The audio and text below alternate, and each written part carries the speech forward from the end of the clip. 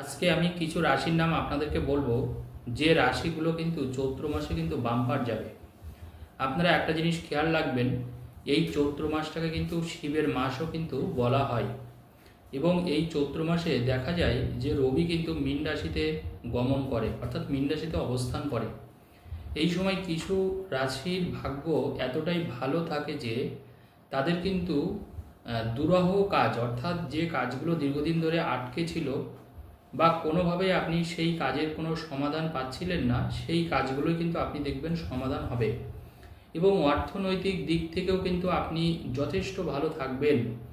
অর্থাৎ চারিদিক থেকেই দেখবেন আপনার কাছে যেমন অর্থ আসছে, তেমনি কিন্তু নতুন নতুন সুযোগ আসছে কাজের জন্যে।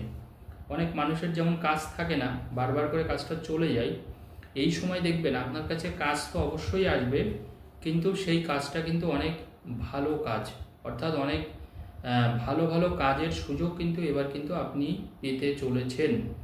অর্থাৎ এই মাসটা সর্বোপরি কিন্তু যে সকল রাশির নাম আমি বলবো, চৈত্র মাস কিন্তু তাদের জন্য কিন্তু অত্যন্ত ভালো। অর্থাৎ এই মাসে আপনি নিজের জন্যে, নিজের ফ্যামিলির জন্যে কিন্তু অনেক ভালো ভালো কাজ কিন্তু করতে পারবেন, সেটা কিন্তু একটু মাথায় রাখবেন। প্রথম যে রাশির নাম আমি বলবো সেই রাশির নাম কিন্তু বৃশ্চিক রাশি। দেখুন, বৃশ্চিক রাশির মানুষ এই মাসে কিন্তু অনেক সুযোগ সুবিধা পাবেন। অর্থাৎ আপনি অনেক দিক থেকে দেখবেন আপনার আটকে যাওয়া কাজ যেমন হচ্ছে, ঠিক তেমনি মানুষের কাছে আপনি একটা সম্মান ফিরে পাচ্ছেন, আপনি হারানো সম্মান ফিরে পাচ্ছেন। যারা এতদিন আপনার ক্ষতি করছিল, যারা আপনার খারাপ চাইছিল, সেই সকল মানুষ কিন্তু আপনার এবার দেখবেন ভালো চাইছে। অর্থাৎ তারা আপনার মঙ্গল কামনা করছে, তারা আপনার ভালো চাইছে, তারা আপনার হয়ে কিন্তু কাজ করছে। অর্থাৎ এই সুযোগগুলো কিন্তু অবশ্যই কিন্তু আপনি কিন্তু পেতে থাকবেন।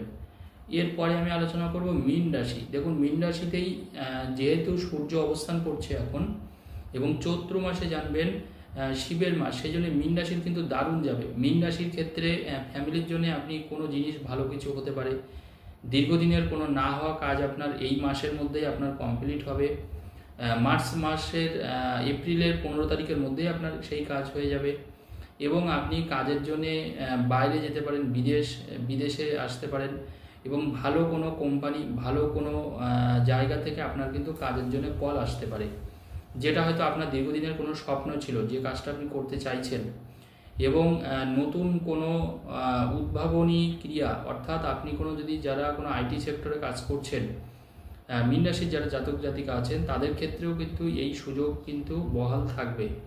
এছাড়া অর্থনৈতিক দিক থেকে দেখবেন এই মাসটা একটু হাত টান থাকবে, কিন্তু তারপরেও কিন্তু আপনি অর্থ কোনো না কোনো জায়গা থেকে কিন্তু আপনি অবশ্যই জোগাড় করতে পারবেন, এবং সেই অর্থটা কিন্তু আপনি পেয়েও যাবেন, যারা যারা অবশ্যই মীন রাশির মানুষ। এছাড়া আমি একটা রাশির নাম বলবো, সেই রাশির মানুষ কিন্তু অত্যন্ত ভালো ফল করবে এই রাশি। সেই রাশির নাম কিন্তু বৃষ রাশি। দেখুন, বৃষ রাশির ক্ষেত্রে যারা যারা ফ্যামিলির সমস্যার মধ্যে আছেন, ঝঞ্ঝাট, ফ্যামিলির মধ্যে অশান্তি, তারা কিন্তু কোনো একটা পরিত্রাণ কিন্তু অবশ্যই পাবেন। অর্থাৎ ফ্যামিলির এই সংকট থেকে আপনি যেমন রক্ষা পাবেন। যারা রোগ ব্যাধিতে ভুগছেন, বাড়িতে সবসময় একটা কারো না কারো শরীর খারাপ লেগে থাকে, তারা কিন্তু খুব ভালো করবে। এছাড়া বৃষ রাশির যারা ছাত্রছাত্রী আছে, যারা পড়াশোনার মধ্যে নিজেদের ব্যস্ত রাখছেন, তাদের ক্ষেত্রেও কিন্তু ভালো। এই সময় যদি কোনো রেজাল্ট বের হয় চৈত্র মাসের মধ্যে, দেখবেন সেই রেজাল্ট কিন্তু অত্যন্ত আশানুরূপ হবে আপনার জন্যে। অর্থাৎ রেজাল্টটা অত্যন্ত ভালো হবে। সন্তানের অনেক কিছু আপনি ভালো দেখতে পাবেন এই মাসে। যারা বৃষ রাশির মানুষ আছেন, যারা সন্তানকে নিয়ে উৎকণ্ঠায় ভোগেন, সন্তান হয়তো বিপদগামী হয়েছিল বা খারাপ সঙ্গে পড়েছিল, তাদের ক্ষেত্রেও কিন্তু ভালো যাবে। অর্থাৎ এই মাসে ওভারঅল কিন্তু বৃষ রাশির কিন্তু সব দিক থেকেই ভালো। যারা মার্চেন্টের কাজ করেন, তাদের ক্ষেত্রে কিন্তু কোনো সুযোগ আসতে পারে, এটাও আপনাদেরকে আমি বলে দিই। এছাড়া যারা কোনো হাতের কোনো কাজ জানেন, যারা কোনো সেলসম্যানের কাজ করছেন, বা তাদের কিন্তু অত্যন্ত কিন্তু ভালো এই মাসটা কিন্তু। এবং যারা মনে করুন প্রসাধনী কোনো জিনিস বিক্রি করেন, বা দশকর্মার জিনিস বিক্রি করছেন, বা এই ধরনের কোনো কাজের সাথে যুক্ত আছেন, তাদের ক্ষেত্রে কিন্তু বৃষ রাশির মানুষের কিন্তু অত্যন্ত ভালো। অর্থাৎ মোট কথা, নতুন কোনো সুযোগ, নতুন কোনো দোকান খোলা, নতুন কোনো কাজ তৈরি করা, এই ধরনের কিছু কিছু জিনিস কিন্তু হবে, যেটা একেবারে নতুন হবে আপনার জন্য বৃষ রাশির ক্ষেত্রে।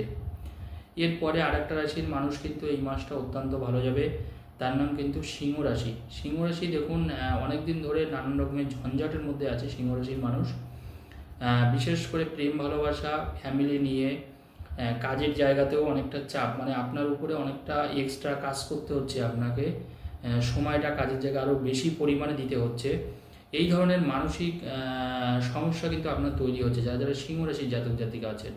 কিন্তু এই মাসটায় আপনি দেখবেন যে এই সমস্যা যেগুলো আমি বললাম সবগুলোই কিন্তু কাটতে চলেছে।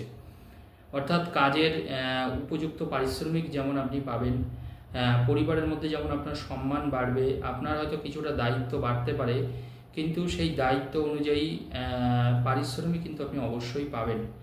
আপনার সময়টা কিন্তু বরবাদ হবে না, অন্যান্য সর্বদিক থেকেই কিন্তু আপনি সব কিছু কিন্তু পেয়ে যাবেন যারা যারা অবশ্যই সিংহ রাশির জাতক জাতিকা আছেন। এছাড়া আপনার কিন্তু কোনো ফাটকা ইনকাম আসতে পারে সিংহ রাশির ক্ষেত্রে। দীর্ঘদিনের পুরনো কোনো বন্ধু বান্ধব, ভালোবাসার মানুষের সাথে নতুন করে সম্পর্ক তৈরি হতে পারে। যাদের সাথে সম্পর্ক ছিল না বা সম্পর্ক নষ্ট হয়ে গিয়েছিল, এই জাতীয় কোনো সম্পর্কের জায়গাটা কিন্তু আবার কিন্তু ঠিক হবে কিন্তু সিংহ রাশির ক্ষেত্রে।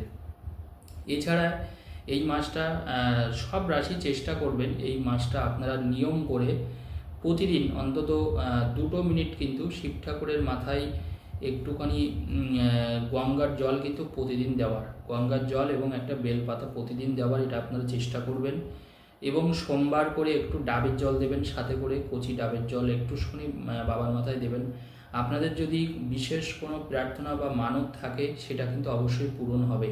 কারণ চৈত্র মাসটা মনে রাখবেন কিন্তু বিশেষ একটা ভাইটাল মাস। এই মাসে কি হয়, আমরা যদি মন থেকে বাবার কাছে যদি কিছু প্রার্থনা করি সেই ক্ষেত্রে কিন্তু সেই প্রার্থনা কিন্তু আমাদের পরিপূর্ণ হয়। মানুষের দেখুন সমস্যার শেষ থাকে না, মানুষের জীবন মানেই একটা সমস্যা।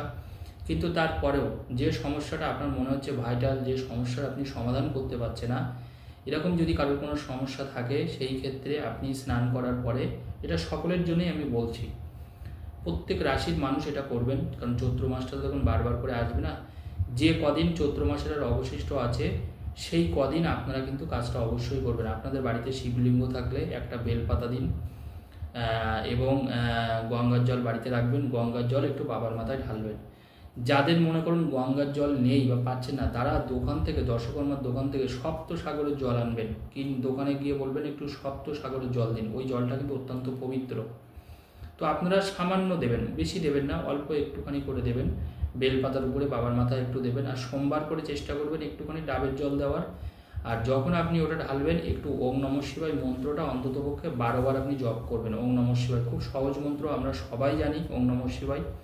বাবার এই চৈত্র মাসের দিনে আপনি যদি বাবার নাম করে এই ওম নমঃ শিবায় বলেন, দেখবেন শিব ঠাকুরের আশীর্বাদ কিন্তু অবশ্যই আপনি পাবেন।